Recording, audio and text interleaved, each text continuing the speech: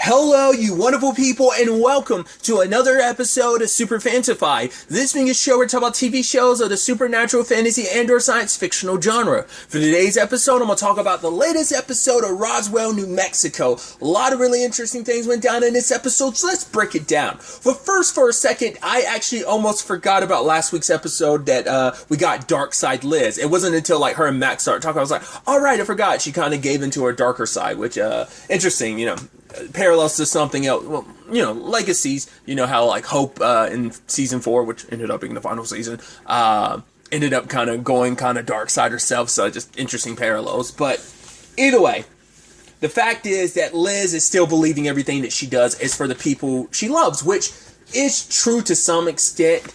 But I think it's so. There's a conversation she had with Rosa that I thought was so interesting, where Rosa could see it in her eyes. It's I know what it's like, as an addict. I recognize that in your eyes, Liz. And she's like, oh, stop projecting. It's just because you want to keep doing drugs. She's like, I do, and I'm 2 years old. Because that's the thing. You're an addict. You're an addict for life. There's no oh, I'm cured of my addiction. It's no. It's something you have to struggle with for the rest of your life. And it's something Rosa's going to have to struggle with for the rest of her life. And so she recognizes that, but that doesn't go away. And Liz is saying right, just because you have no self-control doesn't mean I don't. Which I think is such an interesting conversation because Liz doesn't recognize the irony behind that. You are calling out your sister saying she has no self-control. You've proven time and time again that you kind of have no self-control either, to some extent. Not even to some extent. When it comes to science, drugs ended up being Rosa's vice, but science ended up being, has always been Liz's vice. The fact is, she's even recognized in the past, I need to take a step back from science because sometimes I go too hard in the paint when it comes to science and I get so absorbed and singularly focused on it that it ends up causing issues for everyone else around her because all she sees is the science. She kind of detaches herself to some extent, and that's what she's doing now. She's going balls to the wall with the science about all and kind of who cares? She's trying to justify everything she's doing is for Max and the people she loves and women to protect him. It's right. Road to hell is paved with good intentions. The ends justify the means, right? But the road you take to get there is the big issue. And the fact is that she even says this line of right, they ran out of Rosa's blood. She's like, well, I'll just go get more of Rosa's blood. It's you sure? It's yeah, she's my sister. The fact is that it's kind of she's got plenty of blood. The fact is, and you were just so dismissive. You're just being oh, what's this for? And she's like, it's too hard to explain. You could have just but the fact that you don't even want to bother explaining it to her because it's yeah, it's not worth it. You're dismissive of Max because it's right, you don't understand the science of things, so you can't help me on that front. He wants to be there for you. He wants to help you. Max is kind of struggling through things because, he is trying to, it's oh, ignore what the other me said in that word. It's what was kind of said between me and the other version of me, but it's no, it's still resonating in Max. Yeah, maybe on some level it's am I holding Liz back? Am I the one that stopped her from achieving her greatest potential? A lot of that, and I thought was kind of just a really interesting because Liz is also, using the mist also as a literal vice as well because it's helping enhance her. Any sacrifices she has to make, it's going to make her think right, this is for the greater good, so it's all worth it in the end. But because she's not, I don't even know if because she'd even made a point that right, she told herself last episode, right, we can make a cure so that the mist doesn't degenerate the mind, we could, or the brain or whatever, we can come up with a cure for that. Have you even come up with that, or have you been so singularly focused on everything else you want to do that you haven't quite even bothered doing that? But once again, maybe it's well, whatever happens you are so, as Rosa ends up putting it, more Hyde than more Jekyll than Hyde type of situation. Because her and Shivani are working together to save Nicole, prevent death, undo that. And Max, having learned everything from Rosa, ends up confronting Liz. It's right, you're doing all this because of me? Well, it's not just because of you. But she calls Max out oh, you made decisions out of fear, which Max had called her out for making a decision out of fear. That But it's like, you had the power to heal people with a single touch, but you stopped. You gave that up. He's like, yeah, because that power, like, could kill me. And he's like, no, I know my limitations just like you should know. Like, there's just something that just humans aren't, we can't conquer death. It's not within our realm of possibility. And also, there's only so much that humans can do. You get, like, losing yourself in all of this. The fact is, you're going to cause more harm than good in the long run, I think. Because her attempts to prevent death, like bring that frog back to life, it worked temporarily, but it ended up dying in the end anyway. Which now she's kind of like, yeah, we have to give up on this. There are other people who are dying from the same thing Nicole was dying of. Your daughter's going, move on. The fact is, her and Shivani no longer see eye to eye. Sadly, Shivani ended up creating a monster. She was hoping, it was more so about, like, right, if she could get Liz's mind working in the right direction, it's like, right, we'll be able to save my daughter. And it's like, in the process of your selfishness of trying to save your daughter, understandable, you ended up, once again, creating a monster. Now, Liz is beyond even your control because she doesn't even want to work with you because we're both want two separate things. It's like, there's something more important. It's like, what's more important to saving my dying daughter? I think for Liz, it's like saving the world. And the sad thing is, this version of Liz will not, that's going to be the complicated thing because, once again, we know they haven't cut back to it, but Clyde does have her student. So that's going to be interesting when it comes down to it, like, will Liz bother trying to save her with the mindset that she currently has? Probably not. She's not in a position to have the emotional wherewithal to be like, oh, like, because for her, she sees her emotions as a weakness. It's like, no. Fear and, like, caring, those are what kind of hold you back from going too far. But she thinks they're what prevents her from reaching the heights she could reach. Like Max, her connection, her not wanting to, she's starting to see, just like Dark Side Liz is said, like, oh, like, Max, you're our limitation, you hold us back, It's like, because you need people to ground you, because if you don't, you will spiral, which Liz is kind of spiraling right now, going full-blown dark scientist. Once again, more Jekyll than Hyde, To the point, Max is...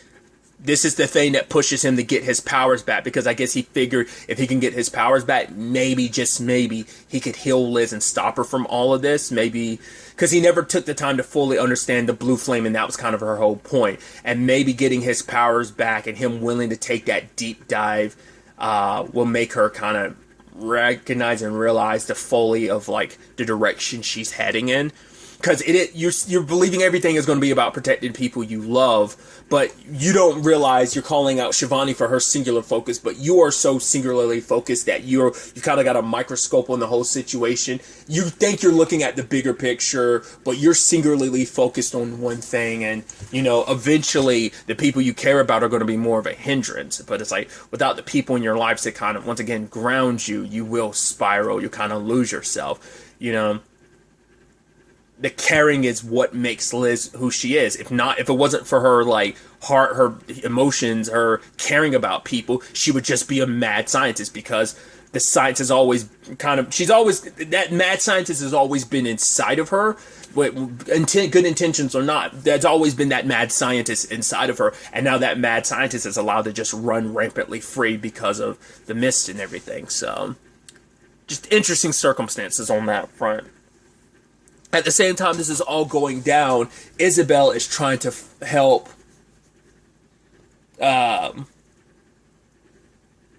Teska.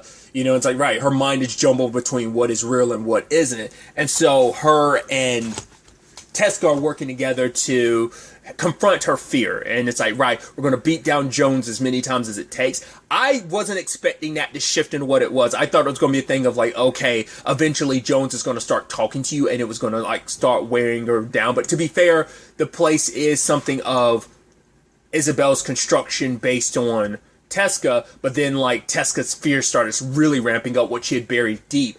And it's everyone she had ever hurt because of Jones coming to confront her, even Theo. Because she was allied with Luis, Nora, and Theo. she was actually the in-between to pass messages, scientific messages between the three. She was a close confidant and ally until Jones got to her, and now it's like, right, so many people I've heard. Which obviously Isabel understands that more so than anyone, you know, everything with Noah. And she even had this, like, very heartbreaking line of, I always struggled with the sense of self, and Noah could sense that weakness. That's why he kind of, well, there's other contributing factors of why he sensed her out, but she was someone he could easily control, even to the point he had me murder 3 young women. And it's like, yeah, you may have killed 3. I murdered dozens. But it's like, all you can do is forgive yourself, because that wasn't on you, that was on Jones.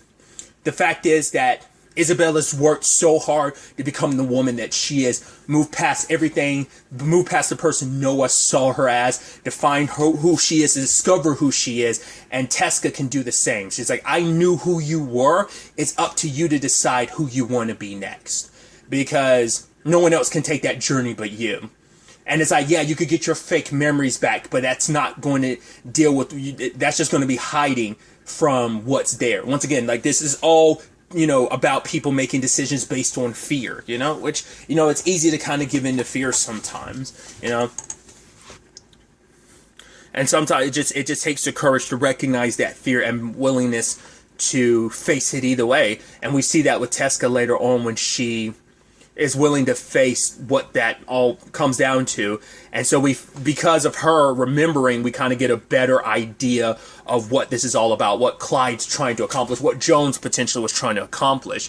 It turns out that that trio, maybe specifically Theo, he was going to build a doorway, like, off of Oasis. He was like, right, maybe like this way they could escape everything related to Jones, like everyone that wasn't a part of Jones could like refugee to a new world or something like that. And I guess that's what Jones and Clyde want, the whole Ophiuchus operation of it all. I guess they're trying to find this gateway. It's not a ship. That's what everyone's been assuming it was, but it's a portal. So this portal could, with what we find out later on with Michael's console and the star map, you could literally go to any planet. So it might be like a world domination thing of like, oh, let's, you know, very spoilers, Viltrumite-esque of like, oh yeah, let's go conquer all these other planets. I'd assume that's what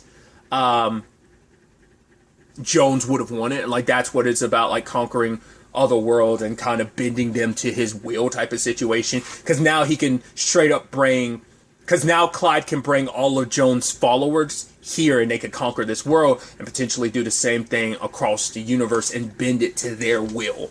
Maybe that's kind of what that's all about. And Tessica talks about the fact is that, yes, I might have been mind controlled, but Clyde is a true believer. No mind control needed on that front. Because, to be fair, he was indoctrinated from a very young age.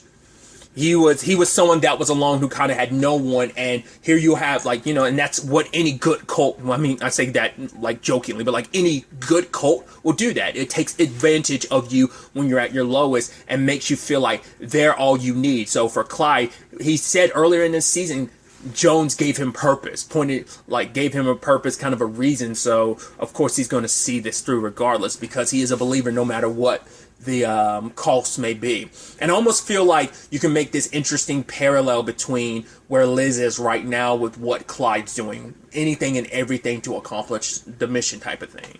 So there's that element to it.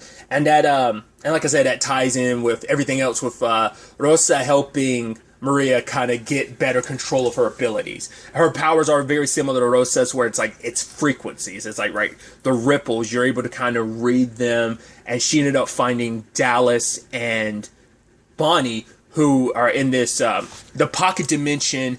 At first I was like, are they in 3 separate dimensions? Because they never ran into Alex this episode, but he's somewhere here.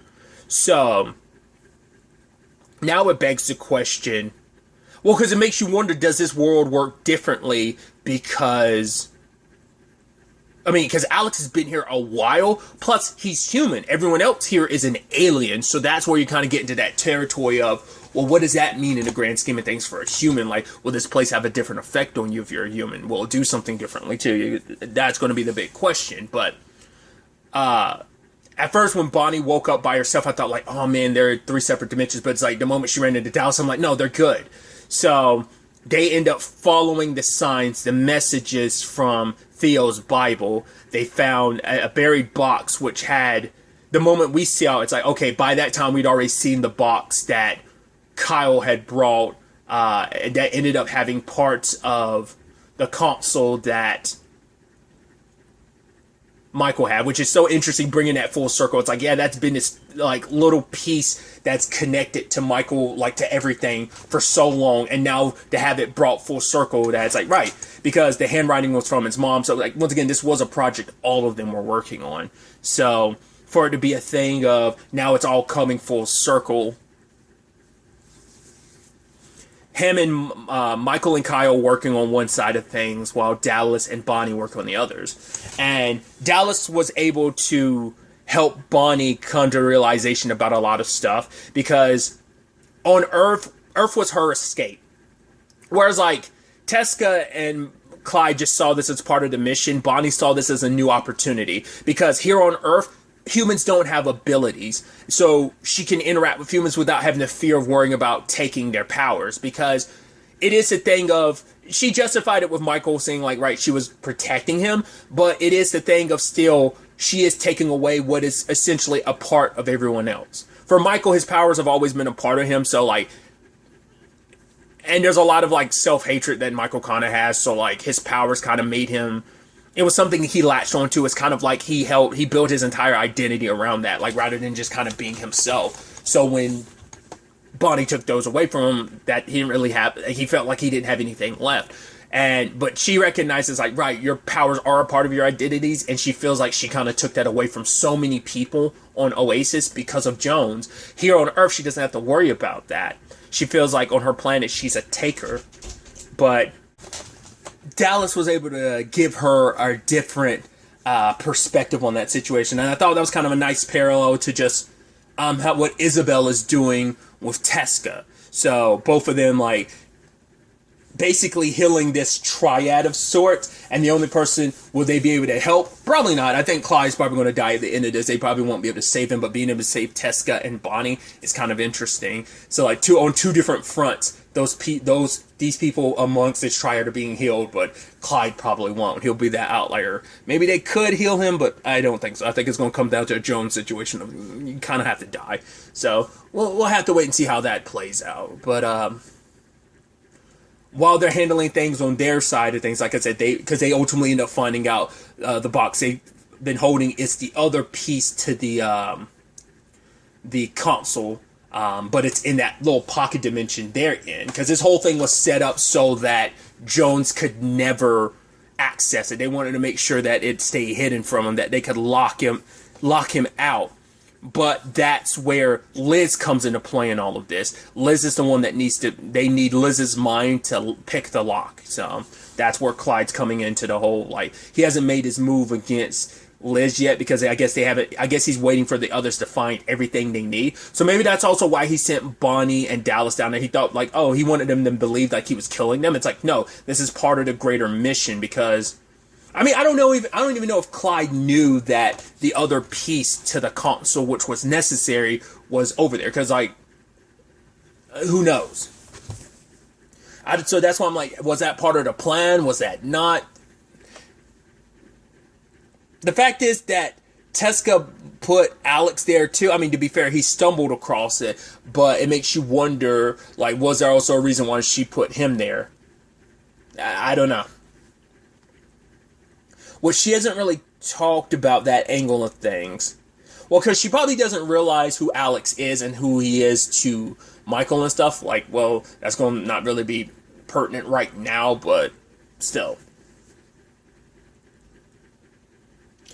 The whole Isabel thing too, her and Kyle, this is their first time in a scene together, which I forgot the actor who plays Kyle, is it Michael, was it Trevino? I might be butchering that, I believe. I didn't realize, I think it was the last episode. He directed that episode. I actually kind of forgot, because I think that was his directorial debut, too, so that's also why he wasn't, it's probably one of those things of like, yeah, if you're acting in the show, you probably, I mean, it depends on the person. Some people can multitask. I know other people like, yeah, I'll limit how much I'm in this episode, or at the very least, just so I can just focus more on like one side of things rather than kind of balancing two in my mind. Either way, putting that aside, him and Isabel are around each other, and it's like, oh, can we hug? Of course, and it's weird and awkward, and it's almost befitting that Michael and Kyle would be the ones working together, because Michael had kind of given up. He's like, right, finally me and Alex, after everything we've been through, we're separated by a hole. Like, that's what's going to be the undoing of our love story. And Kyle talked about, yes, there's a girl he likes that is, not just out of his reach. She didn't reach back. But he's like, you and Alex, the fact of the matter is, he reached out to you, Michael, through Maria. So the fact is, he's fighting like hell to get back to you, just like you're fighting as much as he is to get back to you. So if you aren't going to have faith, he's like, I'll do the believing for you. I'll hold on to the faith for the both of you. And I thought that was so beautiful, especially when you think about, because they buried the hatchet, obviously, Alex and Kyle. But, Alex had told Kyle like a couple seasons back about how Kyle kind of made his life in high school living hell, but they buried a hatchet and became such good friends. So it's almost it's beautiful that here is Kyle being that person to like hold on, faith for both Alex and Michael, that everything was going to be okay. And just Michael being like, God, I hate it when you're right. Okay, let's go through the notebook and pick up the crazy ideas. So as they're piecing things together, Bonnie and Dallas are doing the same thing. Maria follows her powers, and it leads her to the console, where the console and the star map should be put.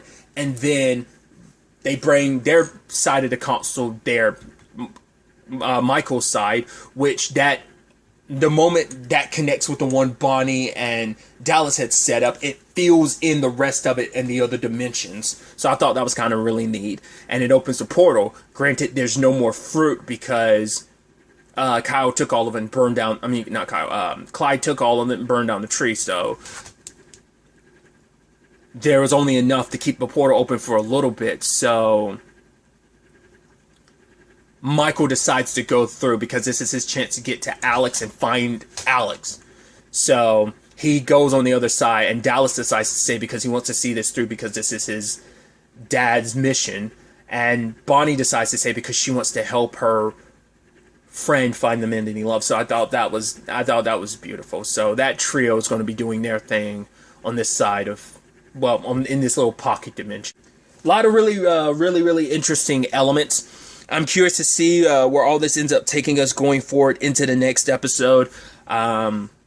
I believe we've only got 3 episodes left. Yeah, because this was episode 10. So it's going to be wild to see where all this ends up taking us going forward into the next episode. I am curious if we're going to get like an entire episode dedicated to what Alex has been up to, or will he just kind of give us a quick rundown? I'm curious like how they ultimately will structure that. Because sometimes when the characters go on that long, usually get an entire episode dedicated like I said, what they were up to, but maybe not. It's going to be interesting to see what ends up happening. I mean, what Alex's circumstances are, Clyde, Liz, how that whole situation is going to play out with, once again, the way Liz is currently, Max getting his powers back and everything. I'm sure this is also going to lend itself to the whole Isabel and Kyle thing, too, because even at the last time we see Isabel in the episode, when Rosa and Max talk to her, is what she's doing, staring at a photo of her and Kyle. So the fact that she hasn't reached back yet, I think after everything with Tesca, I think she will, but we'll have to wait and see. But really, that's all I want to talk about. To the next time we meet, be happy, be safe, live life to the fullest, and enjoy it. Good day, and goodbye.